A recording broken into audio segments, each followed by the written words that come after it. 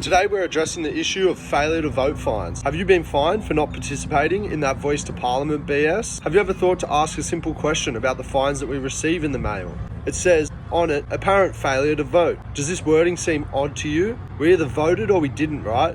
We can now challenge the term apparent. If it is apparent, how apparent is it? On a scale of 1 to 10. If it is apparent, is it a rumour or do you have evidence? Why does the AEC use this weak legal presentment? Do they need your consent to send fines? Are they hoping for your admission? Why use this strategy at all? Is it to elicit cooperation through tacit admission? Do they seek your consent before imposing penalties? Is that legally permissible? Is the AEC providing evidence, or are they relying on man and woman to admit fault? Do you remember the maxim of law? The burden of proof lies with the claimant. Could it be that non-attendance at the polls is a form of voting? Could it be that by not voting, we are not consenting to being governed by a fraudulent entity who's only looking out for itself? Do you think that the government is working solely for the benefit of you and has your best interests at the forefront of their decision making?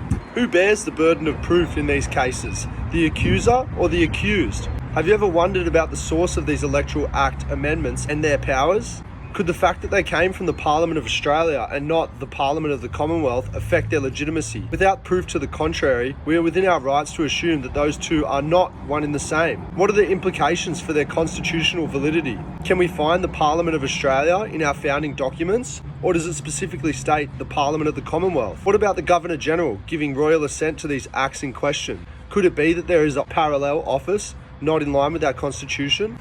Why can't we find the Australian government in the Constitution? Why can't government departments provide proof of their legitimate authority since the 70s? Why is it so hard to get a document confirming their authority from the Australian government? Why can no government body provide this information to us upon request? Considering the source of the royal assent, the Office of the Governor-General, after thousands of requests not being able to provide a single document that proves its legitimacy, are we not within our rights to question the legitimacy of the Electoral Commission as well? Did you know that this matter extends beyond Australia?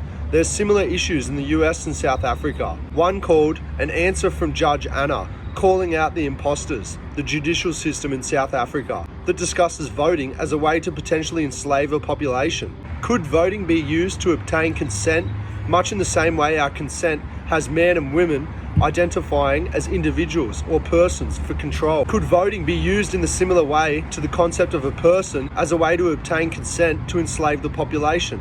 Getting a living man or woman to identify as a person for tax purposes. Now, I'm sure we're all aware that it is a crime to enslave a man, but did you know that it's perfectly lawful to enslave a corporation? Is there a distinction between enslaving a man and enslaving a corporation? Could it be that the latter is lawful and the former a crime?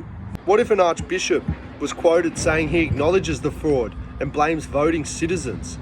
How does this tie into the responsibility of the electorate and the concept of voluntary and informed consent? How does forced consent, withholding information, and lack of full disclosure relate to agreements?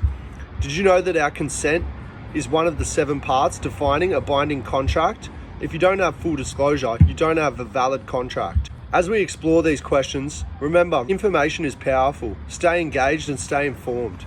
Question everything, learn something, and answer nothing.